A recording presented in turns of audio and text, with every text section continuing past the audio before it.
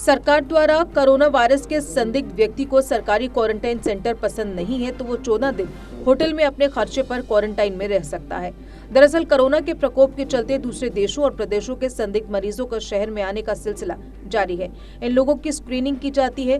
Corona संदिग्ध मिलने पर उन्हें 14 दिन के लिए क्वारंटाइन सेंटर में रहना पड़ता है। कई लोगों ने सरकारी क्वारंटाइन सेंटर में सुविधाओं की कमी को लेकर शिकायत की थी। इसके बाद सरकार ने ये फैसला लिया। दरअसल कोरोना के प्रकोप के चलते दूसरे संदिग्ध मरीजों का शहर में आंकड़ा बढ़ने का सिलसिला जारी है। इन लोगों की स्क्रीनिंग की जाती है। कोरोना संदिग्ध मिलने पर उन्हें 14 दिन के लिए क्वारंटाइन सेंटर में रहना पड़ता है। कई लोगों ने सरकारी क्वारंटाइन सेंटर में सुविधाओं की कमी को लेकर शिकायत भी की थी। इसके बाद सरकार ने ये फैसला लिया और जम्मू एवं श्रीनगर में होटलों के नाम, वहां पर उपलब्ध कमरों सहित कमरों के रेट्स के साथ एक सूची जारी की गई। सरकार द्वारा ये सूची जारी किए जाने को लेकर लोगों में ये उम्मीद थी कि होटलों की कीमतों को उचित रखा जाएगा, लेकिन ताज्जुब की बात यह है कि होटलों के रेट आसमान छू रहे हैं। कई होटलों के रूम्स में रहने की प्रतिदिन कीमत 4000 से ऊपर है। वहीं जहां क्वारंटाइन समय लगभग 14 दिनों का होता है, वहीं रिपोर्ट्स आने में भी काफी समय लग रहा है। इसका मतलब हर किसी संदिग्ध को क्वारंटाइन होटल में कम से कम 7 से 8 दिन बिताने ही पड़ सकते हैं, जिसका पूरा खर्चा उन्हें खुद उठाना होगा। इस सब के पीछे कारण है अधिकांश क्वारंटाइन सेंटरों में बिजली, शौचालय समेत मूलभूत सुविधाएं न होना। इतने महंगे होटलों में रहने का सबसे बड़ा नुकसान है कि कई दिनों तक वहां रहने के बावजूद भी जरूरी नहीं कि आपकी रिपोर्ट पॉजिटिव हो और बहुत से लोग इतना खर्चा उठाने के लिए सक्षम भी नहीं है।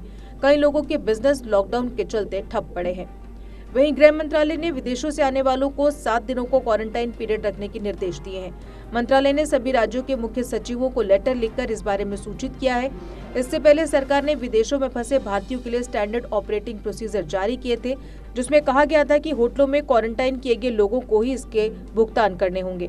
इसमें प्रेग्नेंट महिलाओं और परेशान लोगों को प्राथमिकता दी जाएगी। केंद्रीय गृह सचिव ने कहा, विदेशों से लौटे जिन भारतीयों को होटलों में क्वारंटाइन रहने के लिए 14 दिन की एडवांस पेमेंट देनी पड़ी थी, वो अब 7 दिन का क्वारंटाइन पीरियड खत्म कर घर जा सकते हैं। होटल उनके बचे हुए 7 दिनों के पैसे वापस लौटा दे। कुछ होटल लोगों के बचे हुए पैसे लौटाने से मना कर रहे हैं, जिसे लेकर लेटर में कहा गया है, राज्यों से अनुरोध है कि लोगों को क्वारंटाइन रखने के लिए इस्तेमाल किए गए होटलों को जरूरी दिशा निर्देश दिए जाएं। 14 दिन के एडवांस पेमेंट देने वालों के बचे हुए पैसे बिना किसी देरी के उन्हें लौटाए जाए।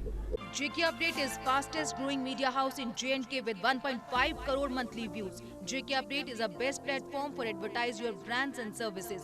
If you want to advertise your products and services, please contact us on this number. Mr. Sushil Sharma, 705-109-1804.